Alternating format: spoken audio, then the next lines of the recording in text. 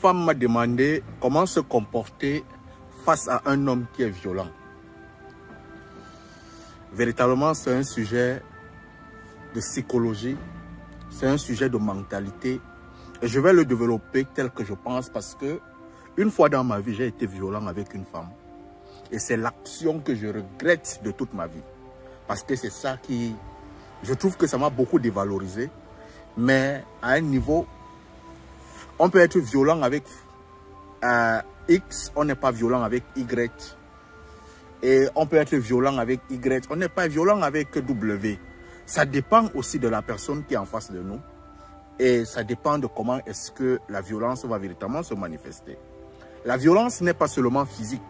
La violence est aussi psychologique. Le silence de quelqu'un peut être une violence. Le silence de quelqu'un peut être un mépris. Les mots de quelqu'un peuvent être des violences. Les mots de quelqu'un peuvent être du mépris. Et la violence n'est pas seulement dans le couple. Il y a la violence même en entreprise. Il y a la violence entre collègues. Et cette violence physique, morale, cette violence surtout, c'est beaucoup plus la violence morale qui entraîne la violence physique. En entreprise, personne ne voudrait véritablement être rabaissé. Personne ne voudrait être méprisé. Mais quand un homme, là on va parler dans le cas du couple, se sent véritablement méprisé, se sent véritablement violé mentalement, il va quitter de la violence mentale à la violence physique. Il faut noter que nous tous, nous avons un côté violent à nous. Il dépend juste des circonstances et de l'endroit où on se retrouve. Les femmes bagarrent, les hommes bagarrent. Donc, on passe à la violence physique par rapport à la personne qui est en face de nous. Comment donc maîtriser un homme qui est violent? Vous, chères dames, lorsque vous rencontrez un homme, lorsque vous rencontrez un partenaire, il est mieux d'apprendre à le connaître. Beaucoup de gens rentrent dans des couples sans toutefois connaître qui est en face d'eux. Il faudrait connaître ce que ton gars aime.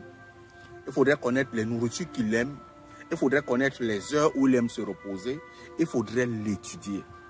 Et quand tu étudies ton homme, tu vas comprendre comment te comporter avec lui.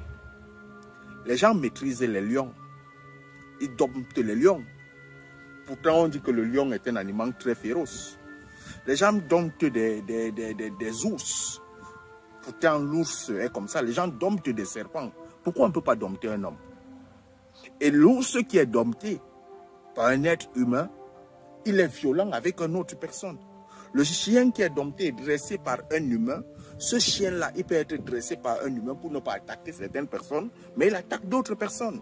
Ce qui veut dire que l'homme peut être violent avec d'autres personnes et avec toi, il n'est pas violent. Ce qui veut dire que c'est toi le problème. C'est toi qui devrais apprendre à dompter l'être qui est en face de toi. C'est toi qui devrais apprendre à dompter le serpent qui est en face de toi. C'est toi qui devrais apprendre à dompter ton homme. Et pour apprendre à dompter ton homme, il faudrait que tu cultives certaines habitudes.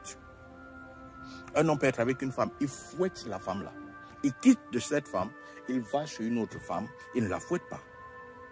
Pourquoi? Les hommes passent à la violence comment? Lorsque leur orgueil est bafoué. Lorsque leur respect est bafoué. Et comment est-ce que la femme bafoue le respect de l'homme?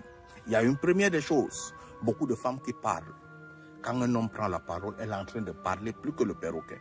On lui dit, madame, s'il te plaît, arrête. Elle ne fait que parler.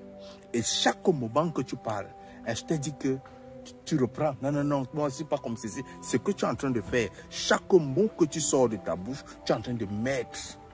C'est-à-dire que l'essence est dans le feu. Tu ne fais que faire gonfler l'homme.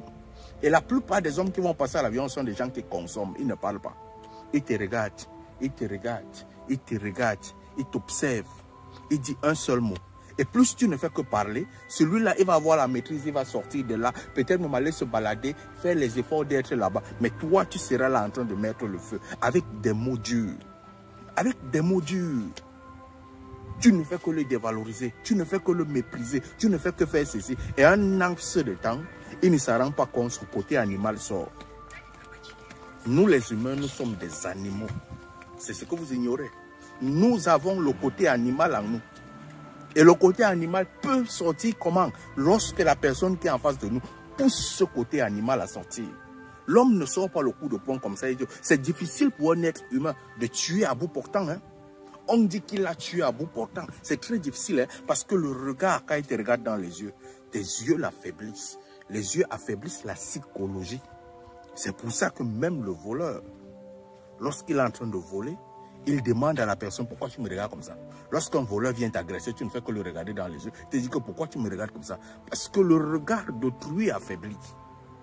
D'où, toi qui es en face de l'homme, il faudrait travailler à avoir une certaine maîtrise. Lorsque tu as pris le temps de connaître ton homme, lorsque tu as pris le temps d'étudier ton homme, tu vas comprendre que là où mon gars est en train de mousser là où il est en train de mousser comme la bière, là, il va exploser. Et quand il va exploser, je vais encaisser. Maîtrise ta langue, maîtrise ta bouche. Ne mets pas les paroles pour pouvoir le chauffer, pour pouvoir le mettre à l'épreuve. S'il est en train de vouloir sortir, laisse-le sortir. Il part enlever tout ce que tu as mis, tout le gaz que tu as chargé dans son ventre. Maintenant, il y a la méthode du silence. Il faut prendre le silence, mais le silence a deux formes. Il y a le silence méprisant et il y a le silence respectueux. Il y a souvent quelqu'un arrive, surtout pour ceux qui parlent, les hommes qui parlent. Il est en train de parler, pop, pop, pop, pop, pop, pop, pop, pop. Toi, tu es là. Tu le regardes comme ça. Il parle, tu le regardes comme ça. C'est-à-dire que le temps qu'il parle, il va commencer à te dire que et je parle, madame ne répond pas. Je parle, madame fait ceci. Je parle ceci. Tu ne fais que le mépriser. Par ton silence. Et à un certain temps, il va venir vers toi, il va dire que donc tu ne me réponds pas. Tu vas trouver que tu as pris un coup de poing. Qu'est-ce qu'il faut faire? Quand ton homme est bavard, quand il rentre dans le style perroquet et que tu commences à sentir que là où il parle là, il va me faire quelque chose. Sors un seul mot.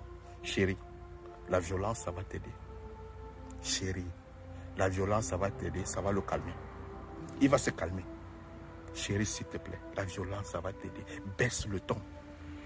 On ne monte pas, les deux ne montent pas. Si c'est ta femme qui est en train de faire le bavardage, toi baisse le ton, demande-lui bébé. La violence, le bavardage, ça va t'aider, ça va calmer son cœur. Ça, c'est une méthode qui marche. Et si maintenant, il est en train de trop bavarder, il veut passer à l'action, il veut passer au coup de poing. Et il faut passer par le silence. Un silence doux, un silence respectueux. S'il te plaît, chérie, arrête. Désolé. Désolé. Il revient à la personne qui est en face d'une personne qui est violente de travailler son être pour pouvoir dompter l'animal qui est en l'autre. Tu as un homme qui est violent, c'est à toi d'apprendre à connaître ton homme et à travailler sa violence.